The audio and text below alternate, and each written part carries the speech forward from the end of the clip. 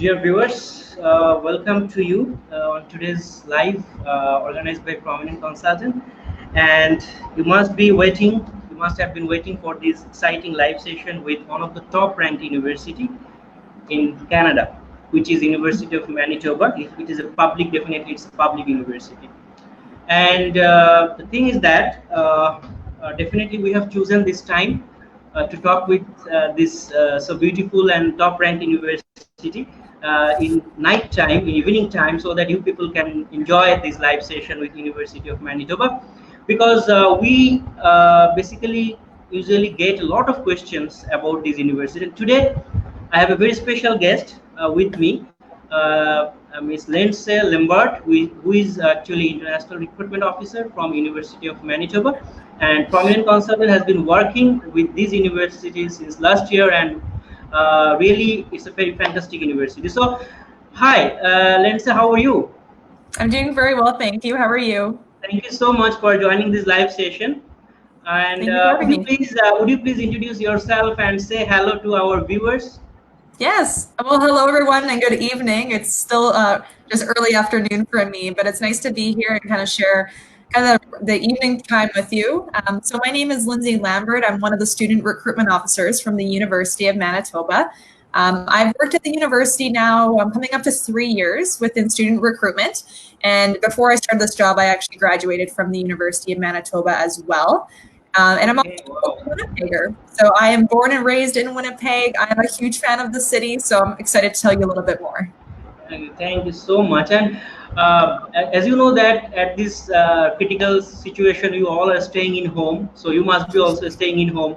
So how is the present condition in Manitoba, I mean in Winnipeg at this moment of COVID-19? Yeah, so with COVID-19, things are definitely a little bit quieter, as I'm sure it's similar for you all back home too. Right now, especially for our city, everyone is still instructed to kind of stay home, keep social distancing and physical distancing at the core priority. For the University of Manitoba, we currently have our summer students actually taking their courses online, as most universities also are doing. That's great. But yeah, everything is kind of changing day by day, and hopefully they go back to a new normal pretty soon. Okay, so I would like to request all viewers. So if you are watching this live, you please share this live to in your timeline, so that people who are interested for study in Canada, so they can be benefited through this live session. Because today, Lindsay will show you a brief presentation to you about University of Manitoba and some videos as well, and we'll ask very important question to him as well to know every details of this university. So shall we have a short video before starting the live session of University of Manitoba? Sure. Yeah, let's take a look at this video. Okay, sounds good. So this is just a second. Can I show the video now before starting your presentation? Okay, just a second, we'll have the video now.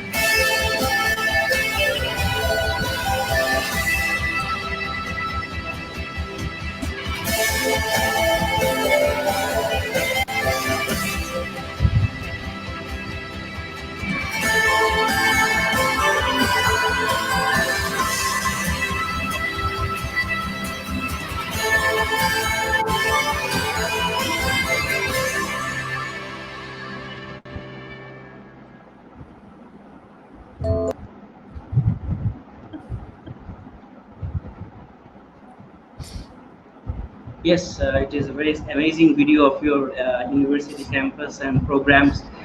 So I think you can start your presentation about the university, and you can start your presentation. And after the presentation, definitely we will have some question. Sounds good. Okay, let me just bring this up really quickly here. And you can see that okay? Yes, just a second. Yes. Yep, Now it's okay. Yes. perfect. Okay, so I have another short video just to kind of show you all watching here. This is one of my favorite videos to kind of just showcase one of our campuses at the University of Manitoba. So a great thing about this clip is that it does kind of give you a few facts at the bottom of the page. Some of you might know that we do have two campuses for U Manitoba. The major one that you're going to be seeing in this drone footage is actually of our Fort Garry campus. So this is the primary campus where all students will begin their studies, and actually the majority of students will also complete their studies on this campus as well. This Fort Garry campus is located about 15 minutes south of downtown Winnipeg. It sounds maybe a little corny, but this is actually one of my favorite places in the whole city. It is essentially like its own little town. We have just under 30,000 students that do study with us at the University of Manitoba. This kind of pocket of the city is extremely quiet. It's extremely safe. There's a lot of cyclists and walkers that come onto campus. And on top of that, there's some really beautiful kind of buildings to also take in. As you saw in one of the facts, the University of Manitoba is the oldest university in Western Canada. So we turned 140 this year, which is pretty incredible. And you can see a lot of the historical type buildings that we have on the Fort Garry campus, and a lot of the newer ones that have also been built and renovated as well. So you can see it is kind of a wide open space. Some students might find themselves going to our second campus that we won't see on this video today, but that campus is actually located in downtown Winnipeg. But the programs that are situated on that campus are going to be more kind of focused on our health science programs. So when we talk a little bit about the programs later on in the presentation, I'll kind of outline to you that most of those programs are only available for permanent residents and Canadian citizens. So this presentation won't be as long as some of our other presentations, but it will have some kind of quick facts to kind of walk you through some info about the University of Manitoba. So as I mentioned earlier, we do have just under 30,000 students. 25,000 of those are studying at the undergraduate level, and students that remain, about that 5,000 range, are studying at the graduate level. As I mentioned, we do have two campuses, the Fort Garry and Bannatyne campus, and our alumni number continues to grow each year, of course, with students graduating. So we have over 100,000 alumni, over 137 countries worldwide. So why the University of Manitoba? Some of these facts are, of course, quite common, but one we always like to talk about is that we are one of the top research-intensive universities. So if studying research in a number of different programs is of interest to you, especially in kind of the post-secondary level, you're going to certainly find that at the University of Manitoba. I've included a couple examples on here for you to kind of take a look to see which kind of areas of interest we are internationally recognized for. One of my favorites is our Arctic climate change. So we have a lot of students that will go up into northern Manitoba and also into northern Canada to focus on the climate change problem that we are consistently faced with. And along with a lot of public health kind of research is also going on. One I always like to talk about kind of right now is even we have a couple of our students and professors working on COVID-19 research as well. So that is pretty exciting. I believe the University of Manitoba and Dalhousie University in Nova Scotia are the two that are working on some of that research right now. With regards to the programs, we do offer over 100 different undergraduate programs right now. So we have 14 different faculties and a huge list of programs. And I'll talk a little bit more about those programs once we continue on into the presentation. And on top of that, we do have a list of professional and medical doctoral programs, plus prep study also available for students. So as I mentioned, most of these health science programs are only available for permanent residents or Canadian citizens, but that's not to say students can't get their permanent residency after their first bachelor's degree to then maybe move on to one of these professional type programs down the road. Some additional pieces as well for some of the kind of more student experiential opportunities that we have. Right now at the University of Manitoba, we actually have half of our faculties offer co-op experiences for students. So we welcomed one other faculty. I'll talk a little bit more about, actually, I guess I can mention them now. For the co-op programs that we do have, the 6 faculties that offer co-ops right now include agricultural and food sciences, architecture, Faculty of Arts, Asper School of Business, the Faculty of Engineering. We also have Environment, Earth, and Resources, and then the largest faculty in the province and in our post-secondary institution, the Faculty of Science. So, pardon me, we actually have 7 faculties that offer co-ops at this time. And even if the program you might be interested in does not have a co-op opportunity for you, there is certainly research, fieldwork, and internships also available for you. Depending on what type of interest you might have, like any good college or university, we do have a list of student groups that are also available for you. These are a couple examples that we have, but truly there's something for everyone. One of my favorite things is that we actually have a number of different student groups based off where students are coming from. Right now, about I believe it's 19% of our student population are actually international students. So Winnipeg has always been a huge multicultural hub, and there's certainly no delay in our international community that we have at the University of Manitoba. With world-class sport and recreation options, we created our Active Living Center, which is a 100,000 square foot facility on our Fort Garry campus. So if sport and fitness is important to you, you certainly have the options to explore those options for you. And if you're looking to do even more travel in your studies, we certainly have exchange programs and service learning opportunities also available. So if you're looking to do a little bit of leadership and volunteer work, or maybe just going to explore another cultural experience, you're welcome to do that too. So just take a look at these faculties that we do have and some of the programs that the University of Manitoba offers. This is where they're all listed for you here. So these are the different kind of colleges and faculties that you can choose from. Of course, with each one, there will be a list of programs that are also available for you. The list is quite extensive, but I'm more than happy to send you the appropriate links if you're interested in wondering which programs might be within the Faculty of Arts or even the Faculty of Sciences.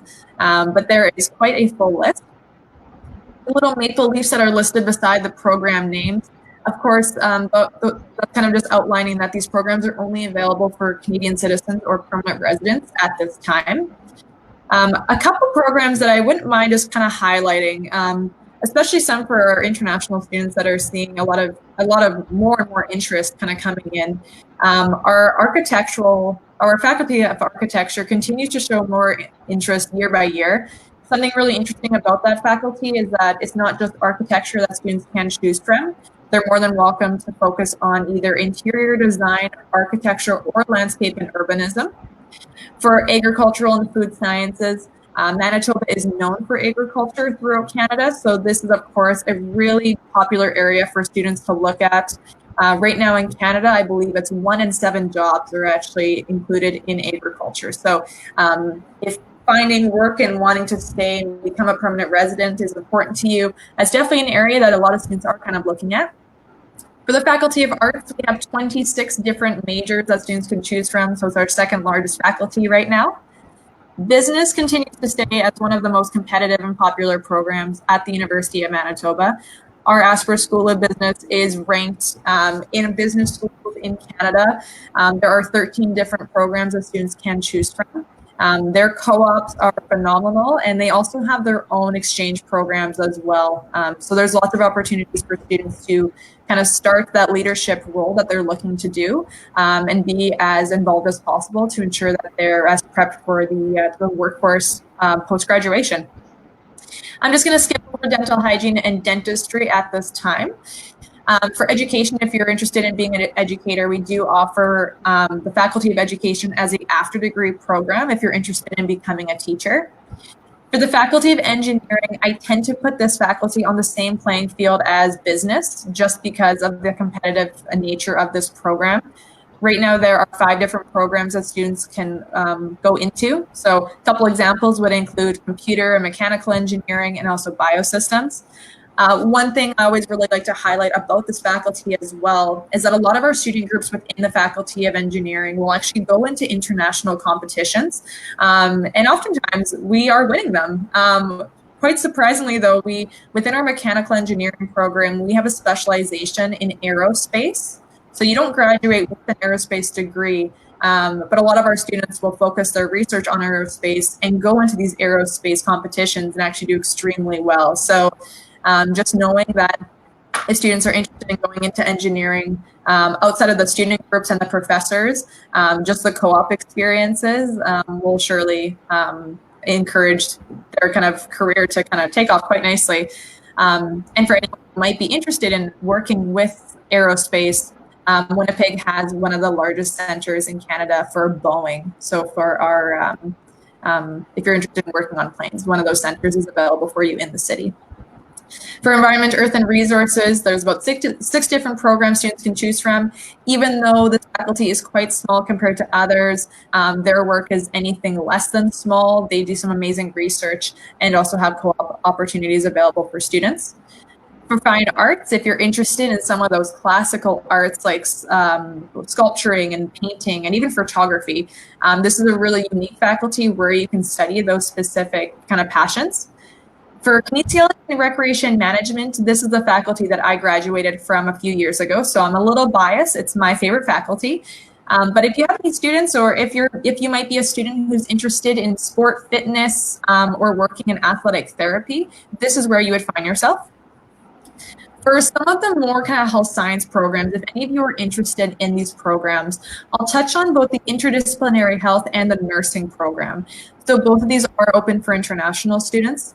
For the interdisciplinary health program, it's a little bit more of a unique kind of program that we've introduced about 4 years ago. So if you're interested in going into a healthcare profession down the road, we do encourage students to look at the interdisciplinary health science program that we do offer. It gives students an opportunity to kind of look and get familiar with all of the different kind of skills and competencies that come within all of the healthcare professionals. But also there's an opportunity to work within biomedical research, which has always been a huge thing for students. Our Faculty of Law is open for international students. I tend to only encourage these students to apply for law if they are planning to become a permanent resident, because the law you study will be Canadian law.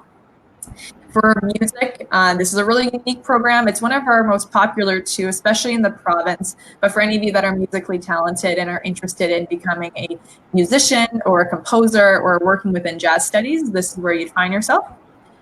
For nursing, even though this is a health science program, you would actually stay on the Fort Garry campus as well. So this is definitely a really popular program for international students. So I'd encourage you all to take a look there.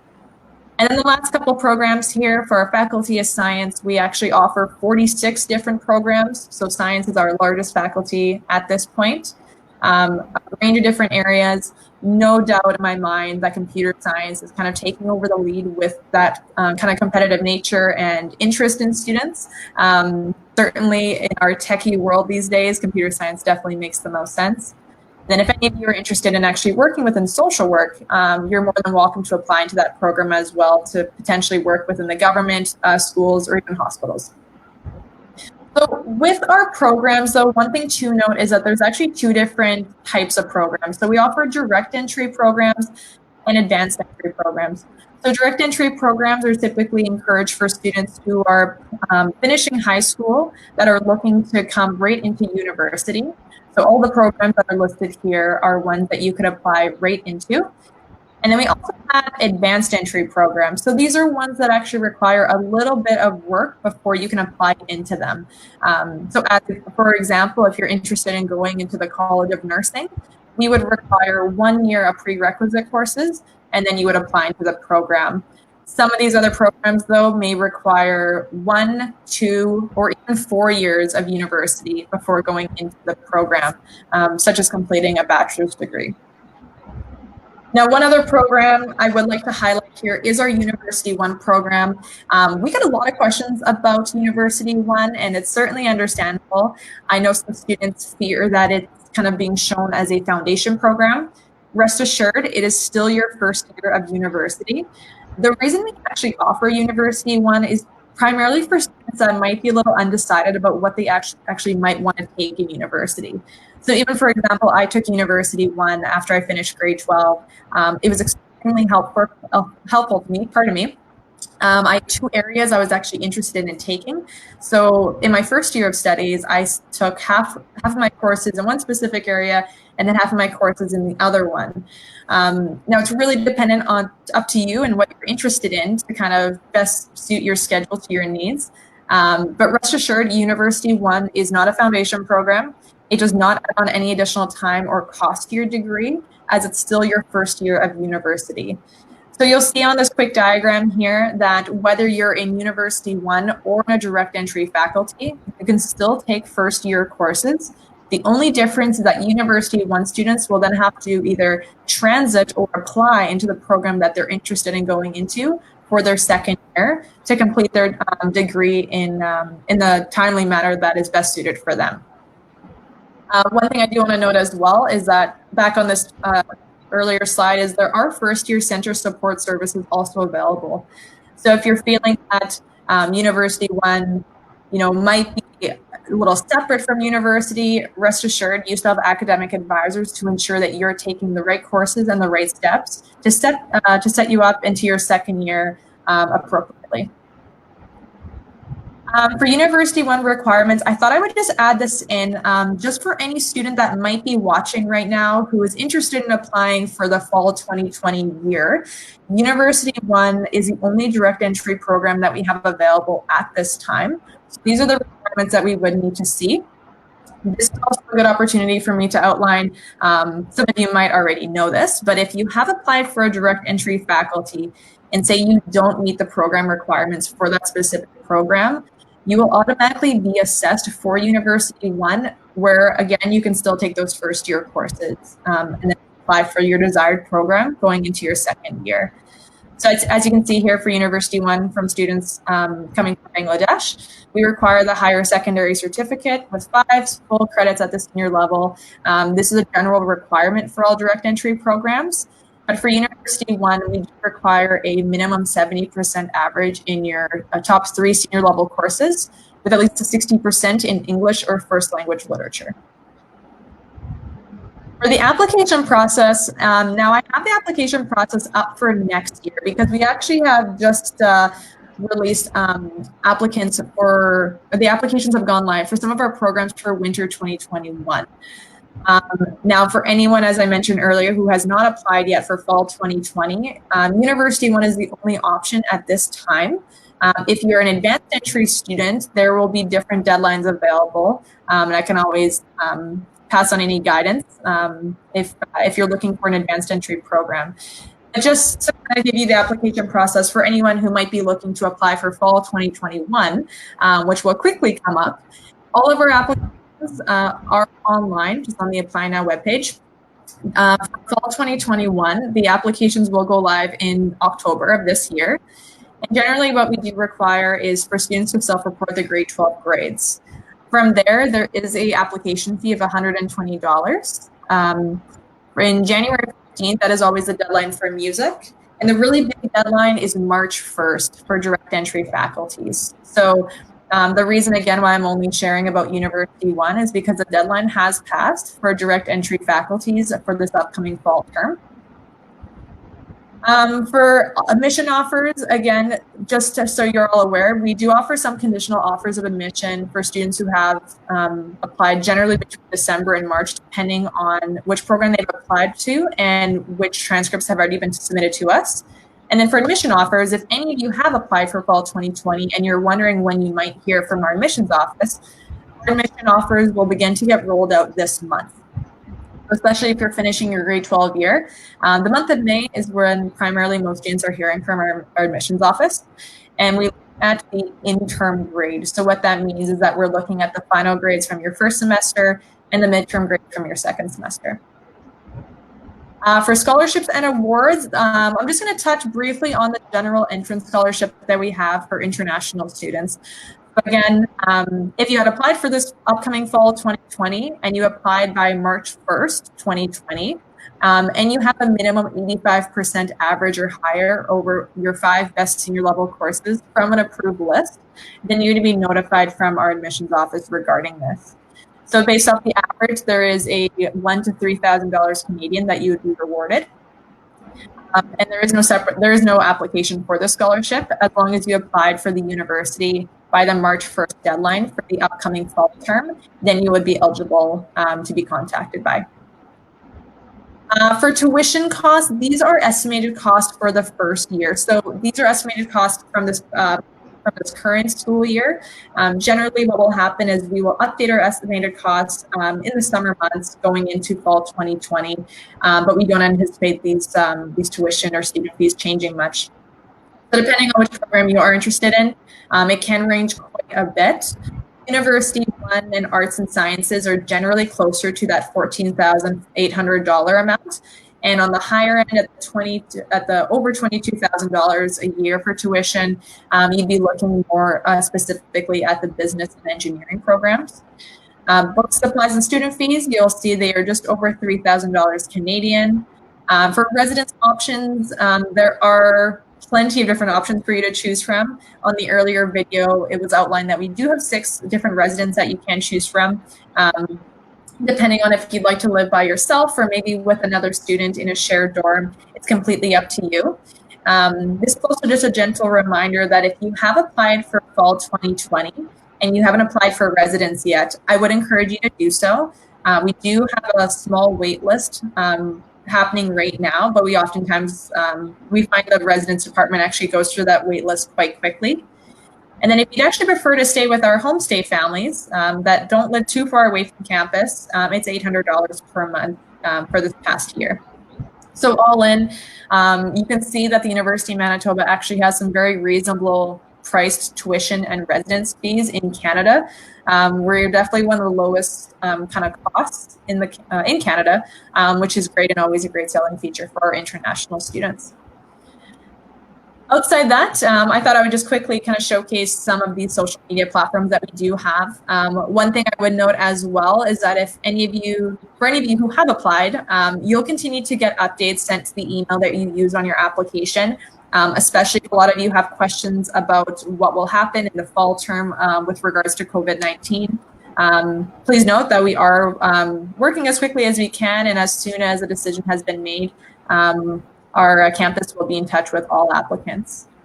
And outside that, that was kind of just a brief little presentation, but I'll be happy to answer any questions you might have at this time. Okay, thank you for your wonderful presentation. So I'd like to, we already have some question. If I take one question, like her name is Sidrat Muntaha. She asked, like, please let us know about the scholarships for undergrad. Already you have explained in the presentation. So would you please tell something? So I would say, yeah, for our scholarships, it's actually kind of interesting because we have a whole other department that actually works with scholarships, bursaries, and any financial aid for students. So if it's okay with you, actually, I'm more than happy if I can even put the email address on the side, or I can give that directly to get in touch with that department, because their role is just to kind of provide you additional options for scholarships, especially for our international students. Okay, I think there is a general scholarship, like which is entrance scholarship, that from 1,000 Canadian dollar to 3,000, right? So it depends on their grades. So through grades they can get it automatically. Is it for entrance scholarship? So is there any other scholarship apart from the entrance? Outside the entrance one, as I said, it's based off the separate department. So they're actually the ones that are, unfortunately, which is great though. They have a lot of great knowledge, but it will be automatically decided by the admission department. Depends on GPA. Okay, fine. You got it. And one student, his name is Jilan Khan. He was actually interested for post-graduation courses. So, as you know that Prominent Consultant, we are recruiting students for postgrad only 2 programs, that is MBA and Masters in Finance.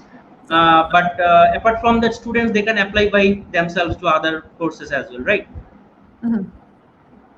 About the post graduation.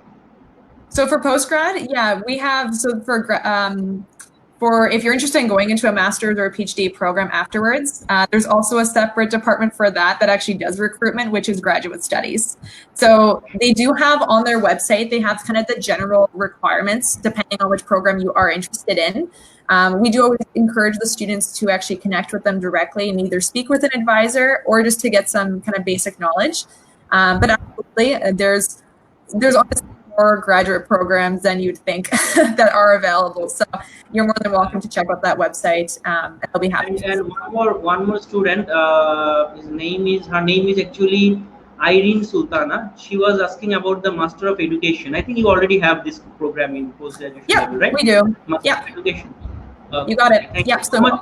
So, dear students, I would like to say that if you would like to apply for master's program, because Prominent is only, that nominated only for 2 master's program, which is MBA and Master in Finance. But other programs you can apply by yourself, and for undergrad, of course, you can apply through Prominent. So, shall I start my inquiries to you that students actually normally ask to us? Sure. Okay. So first thing is that about the location. As we know that University of Manitoba, it is in the capital of Manitoba. So how is Winnipeg and how student friendly the city is, and how is the city environment? Sure. Okay. So this is an easy question for me to answer because, as I said, I'm from Winnipeg. I'm a huge fan. So the best parts, even with students that are studying at the University of Manitoba, I know a concern for them is to say, well, I'm actually away from the city center, so how can I still be involved? Rest assured, there is still plenty for you to do near campus. And even if you want to go down to the city center, you're a short 15-minute bus ride away. We have shuttles on campus, but also buses that will come into campus to take you all throughout the city.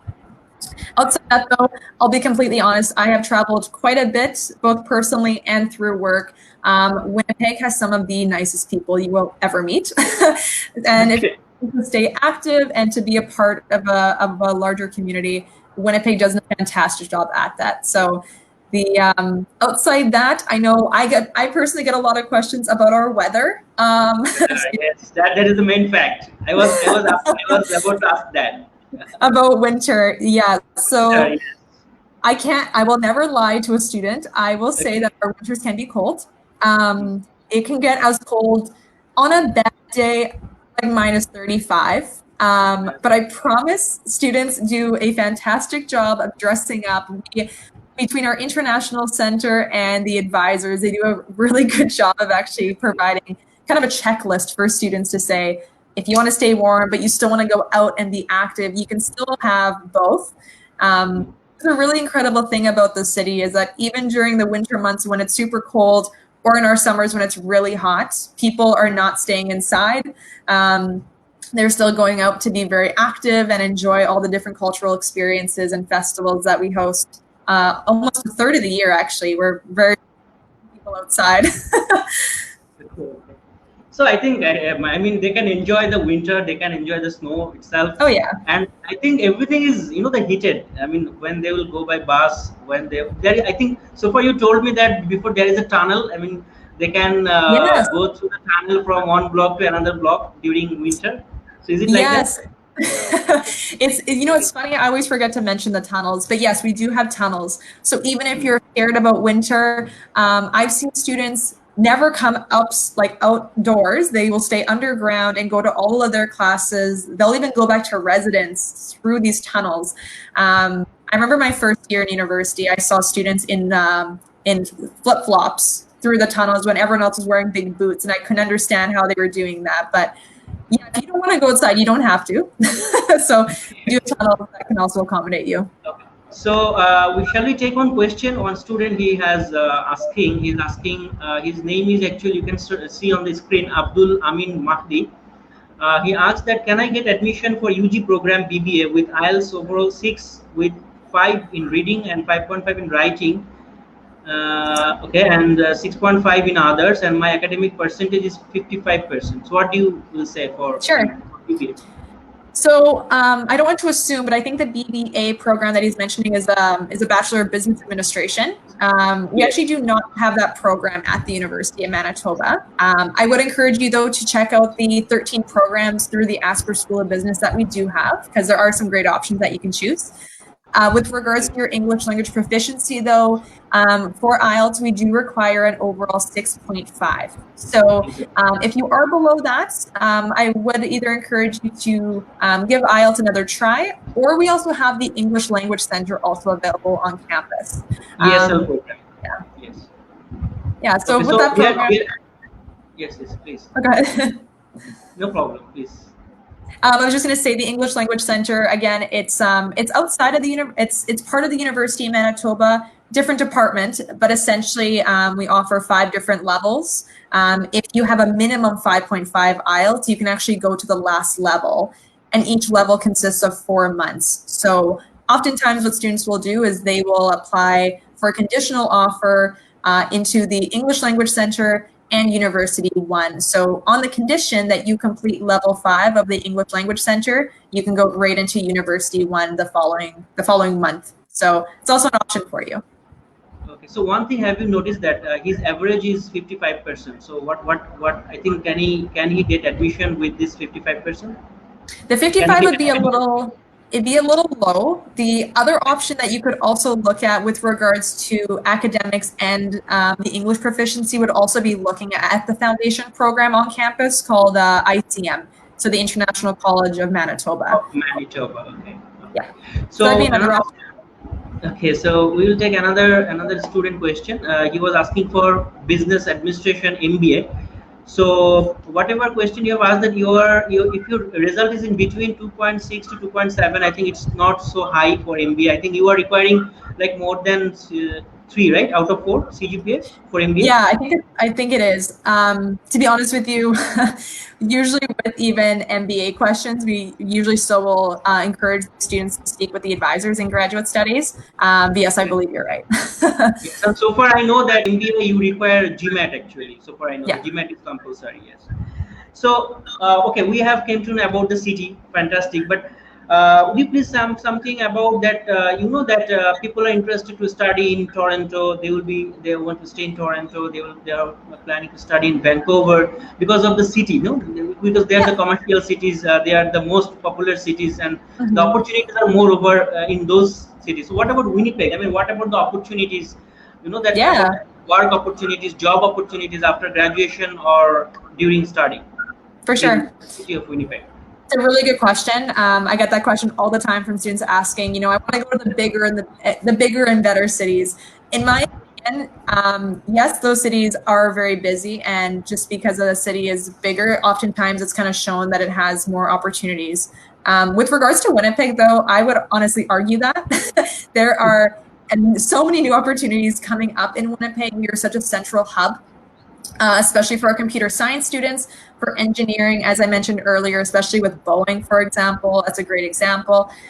With the Faculty of Agricultural and Food Sciences, and really any of the programs that we have, I'm confident to say that there is work experience for students to kind of choose those options. And I've even heard from students that have graduated from us who have looked at going to those larger cities that the competition is oftentimes so high for them to find work that sometimes they'll actually start in Winnipeg and get that experience, and then they might try to go away afterwards. But from what I've seen, a lot of students actually fall in love with Winnipeg.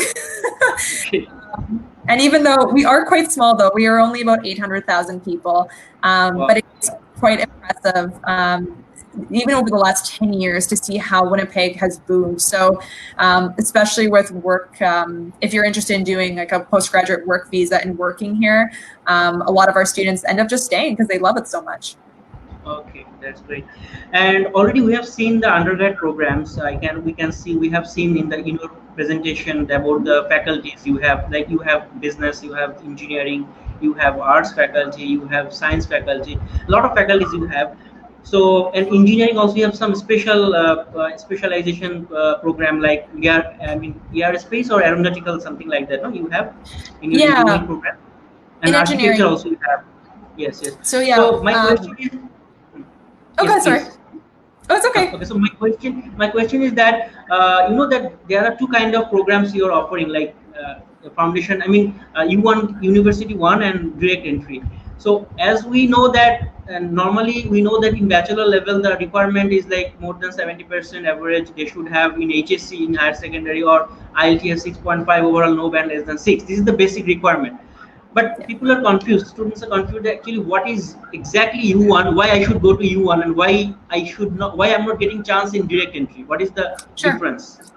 Yeah, it's a fair question. So basically, two big reasons. As I mentioned in the presentation, one really large reason why we have University One is for students who are undecided about what they want to study.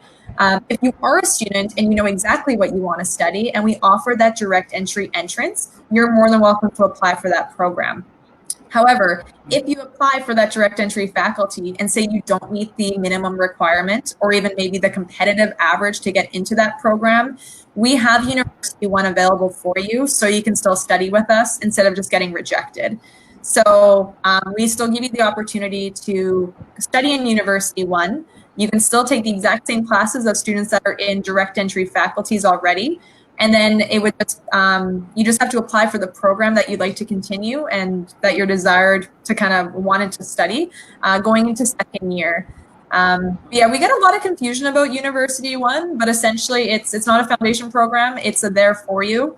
And it's basically just another option for you to still start your university studies, whether you get into the direct entry faculty or if you have to just do the courses in U1 first and then apply to the program that you like to So continue. it depends to subject. It depends, right? It depends Yeah. subject to subject. Yes, and one so far I can understand that it's something like that in engineering in some program. I can see that there is a that in the first year everyone should study the basic things like core courses. So Yeah. university one something like that. Some basic courses they will be learned, and in second year they can choose their faculty, that which faculty he wants to go, right? Yeah, It so seems like that. basically how it works is you would just be encouraged to take all of the prerequisite courses for the program that you're interested in taking. But you're right, you would have to apply into that program. So for example, if we're using engineering as an example, and we do get this concern from students often to say, okay, well, starting University One, but then how do I get into engineering afterwards? They have a set list of courses that students are encouraged to take. If they will try to complete as many as they can. And then basically based off of the GPA from their first year of studies, that's what would get them into engineering. Okay, that's good. And for university one, the requirement is bit lower than the direct entry. So those who have 70% minimum, they can Yep. go for U1. And for direct entry, you need I think 90% average or more than that. For right now, for most of our direct entry faculties, it's a minimum 85%. Okay. But as we've kind of been talking about business and engineering, oftentimes it is higher. So it's a little bit more competitive. I'm Okay. not sure what this year's is because we haven't sent out offers quite yet. If any of you have applied for either of those faculties, you'll usually hear at the end of May or beginning of June. But usually it does require a higher average than the 85 minimum. Okay. And one thing that students sometimes those who are like that those have not given the HSC exam or like A levels, I mean A2 level, so they can apply conditionally with the predictive one. For ICM, sorry, or for University One? No, no, I'm for university one. Oh, sure. So yeah, if you have any predicted grades, you can certainly submit those in, and then our international admissions will go case by case for those students as Okay, well. Yeah. but it's possible, right? It's possible. Yeah. So I mean, even for the for students that are completing, I'm not sure if I can view it on your side here, but for students that are completing the GCE, the general requirement is that we do need to see a minimum of 2 courses at the A level and 3 courses at the O level. O levels, total 5. Yeah, you got it. Okay. But with regards So to A2 courses, I believe it's case by case for those students that are completing case by those. case.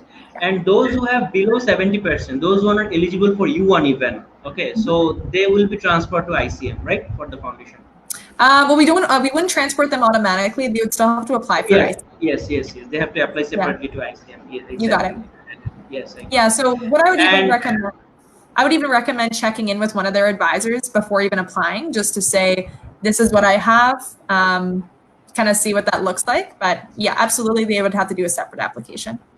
okay. And so our next intake is in fall 2020. So is Mhm. there any application time till when is the deadline for fall 2020 for U1 program? Yeah, so for the deadline, the absolute last deadline to apply is technically August 1st, but we are Okay. encouraging students to certainly apply earlier. The Okay, reason that's for that is in July is when students will actually begin the registration period for their courses. So if you're waiting until the July to actually apply, you might miss out on a lot of those registration courses. So if you are looking to apply, I would encourage you to do it certainly sooner rather than earlier. Submit the documents that you have available, and hopefully you can kind of stay on track as every other student who has already applied. So the but earlier the better. okay. So but the reality is, as you know, that people are not able to sit for IELTS. So Right. everything is closed. Everything is that just blocked. So in this situation, if they cannot provide you IELTS score, so what will be the admission process for them? Yes, yeah. So for any students who are unable to write IELTS or even write any other English exam at this point, the University of Manitoba is offering students to complete Duolingo, the English exam Duolingo. online. Yes, so we do have that available for fall 2020. As of right now, the minimum result that we do need to see for our undergraduate programs is a result of 115. 115 years. So, dear students, if you don't have IELTS right now, so don't bother about IELTS. Just go for Duolingo. It's very simple. You can do it in your home, and you can get the result online. So you can just get your Duolingo test score and just apply straight away. And if you have any pending documents, like if you cannot submit official transcript or official certificate, you can submit it later, right? So that can be submitted later on. Is that right? Yeah, yeah, Okay. I was going to say if for any like I know for some students their schools are closed completely, so they can't actually access anything. So if you have Yes, yes. unofficial transcripts, you're more than welcome to submit those. However, if your school is available to email transcripts on your behalf, we're also encouraging students to send to ask for that request, and they can send those into our admissions office But as but well. but, but it's not possible on my behalf. On students' behalf, the colleges cannot send because they are also Right. closed. Offices, everything is closed, so they cannot send even. So Totally. anyway, they can submit later before starting the classes if it is possible. And one thing I think Yes. you should tell them that during COVID-19 situation, if the things are not normal, I mean, if the things are not going to be normal in future in September intake as well, so they can start online classes, right? So it is So possible. for right now, so no decision has been made for fall 2020 at this point. With Okay. regards to international students doing online courses in the fall, I believe that's still not decided quite yet of how the University of Manitoba is willing to kind of choose those options. But rest assured, if you're interested in getting up-to-date infos on our University of Manitoba website, we have a FAQ COVID-19 page that is updated probably every second day. And then if you have also applied to the University of Manitoba, we will continue to send those communications to you by the email that was on your application with those updates. Okay, thank you so much. Right. And now we will go for the tuition fees part. So the thing is that we already have seen in your presentation the tuition fee is very affordable, right? From 14,000 to up to 22,000. So I just have a exact question. I have one specific question. So how much Sure. is for engineering per Oh, year? sure. Yeah, let me get that for you really quickly here. So for engineering, again, an estimated cost for one full year Yes. right now. For this current Only year, tuition fees. Tuition for fees. one full year, it was $22,000, $22,000 100. 100. Okay. Yeah. And how about the average living expenses in Winnipeg in homestay, if they stay in home if they take homestay, or if they stay inside the campus, so how is the average living expenses would Yeah. come? So there's definitely some different options for students. And I think that's one great thing about U Manitoba is that you got options. With Mhm. residents, again, that number does range quite a bit from about $7,500 for one full year all the way up to just under $14,000.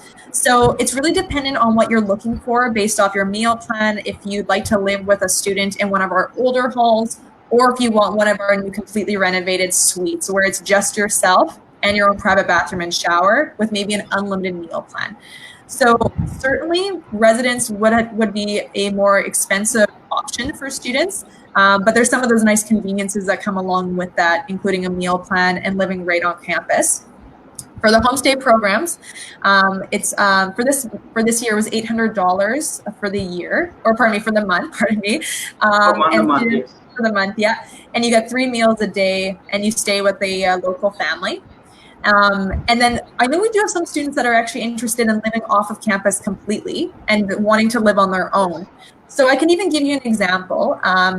I live about 15 minutes away from campus in a 2-bedroom apartment with a bathroom, kitchen, and living space, and it's $1,000 a month. So our rent A prices, full apartment. yeah, it's very reasonably priced. Yes, very reasonable. So Yes. I always love using that example too, because Toronto and Vancouver, you're looking over $1,300 a month, if not more. Winnipeg is Sometimes it's more. Sometimes it's over 1,500 as well. We cannot. 100%. Cannot say. Yeah, Yes. it's crazy. So Yeah, it's very, very, very expensive. We know that even Vancouver as well, the same thing. So, so now actually the important thing I need to talk to you regarding the co-op. You know that the co-op is a very fantastic option in Canadian education. So, how Manitoba offers co-op in their courses in undergrad program? Yeah, so for the programs that do offer it, students tend to start the co-op program in their 3rd year. So students generally, from my understanding, in their 2nd year, they have to chat with an academic advisor, and most of the programs will actually require the students to apply for co-op. So they will apply for it through the faculty. Then they also need to apply for a co-op visa through the government as well. Now, when we talk about visas and study permits, legally we cannot talk about it since we don't work for the government. But generally, these co-op programs that are offered for students take place in their 3rd and 4th year of their studies. So in 3rd year and 4th year, how many semesters they can get opportunity to do co-op? Yeah, good question. Most programs offer 1 term, and for business and engineering, they offer 2 terms. 2 terms. Yeah, so those programs will lengthen in time just because you're adding on an extra semester essentially. So, but the opportunities are really great because you can actually check out 2 different work essentially. Co-op is a very good platform where they can meet with the companies. They can grow up their skills. So it's a very fantastic one. Even they will be paid for that.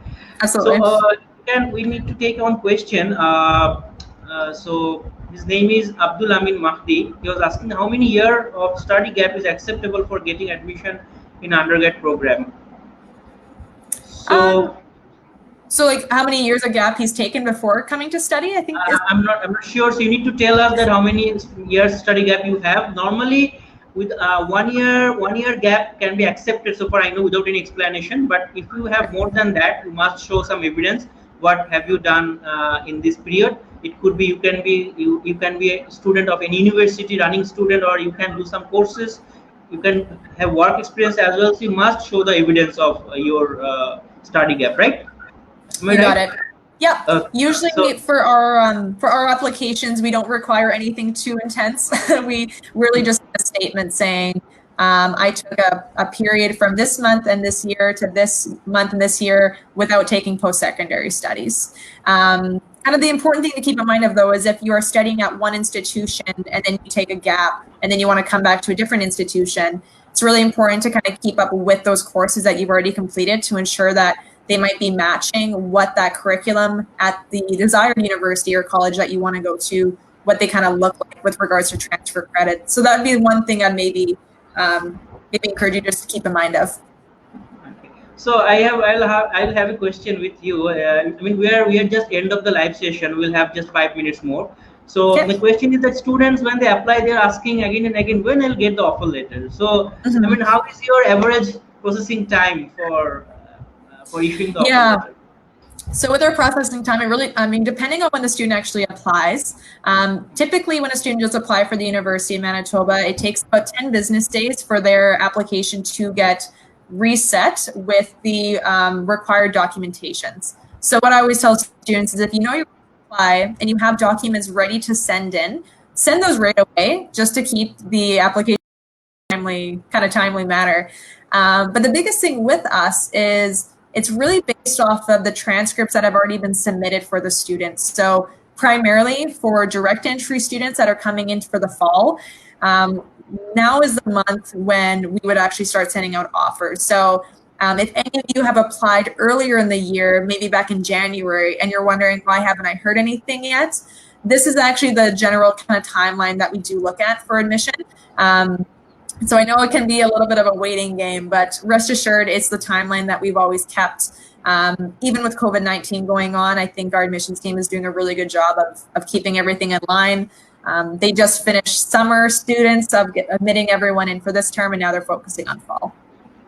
So far we have experience with University of Manitoba because we already have sent students to your university. So we have found that mostly 4 to 6 weeks by this time we usually get the offer letter. Yeah. And I just forgot one thing, that should students required to send the hard copies of the documents to you by post? Is it required to get the usually we would, Okay. but for right now, just because no one's in office, it's a little bit trickier. So I would say, again, if you can access your previous institution and have them email documents on your behalf, that it's possible.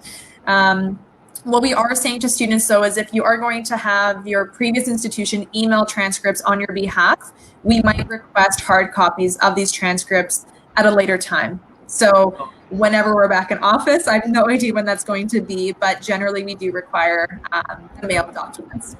So, I mean, how are you enjoying your home quarantine life in?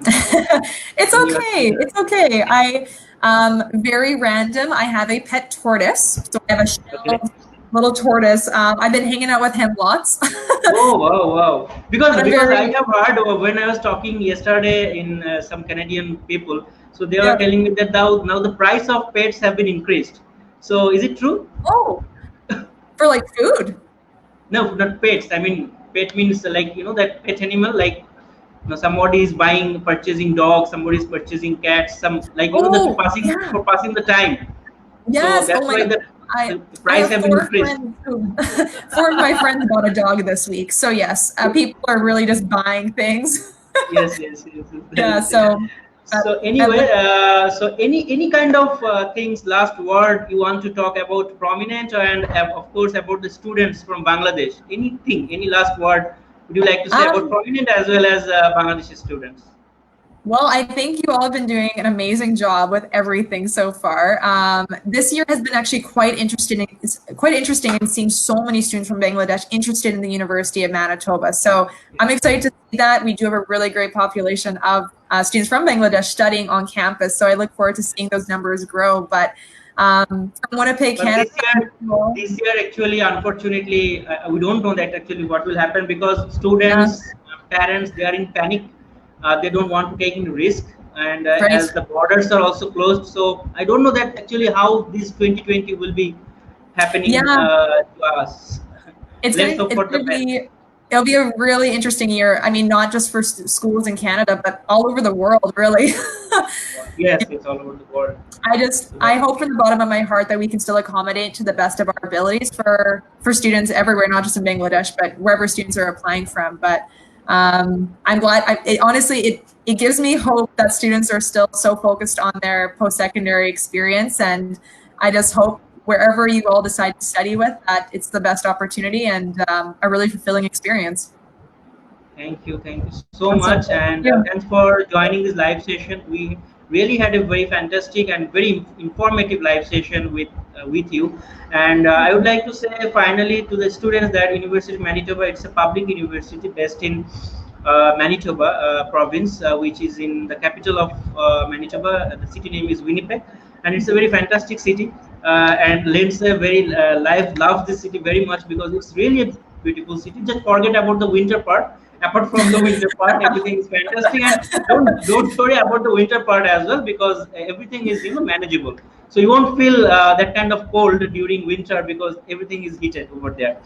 And one more thing that definitely you have time till July end to apply for U1 program, because mostly from Bangladesh we have seen that they are going to U1 courses especially, and definitely we are here, we prominent consultant here to process your case without any problem because as their approved partner. And so we'd like to say goodbye, and Lindsay, you can say goodbye to all viewers, and we'd like to close the live session at this moment right now. Sounds good. Well, thank you all for joining. I hope you have a good night. Hopefully, you don't go dreaming about University of Manitoba too much. Yes, definitely. um, but I look forward from hearing from some of you, and best wishes and take care. Yes, yes. So take care and be safe. Stay in home. Be safe because safety is our first priority. So if Manitoba, if you are feeling that you need to apply to Canada, even in University of Manitoba, then you are most welcome. Take care, stay safe, and have a good night. Thank you so much.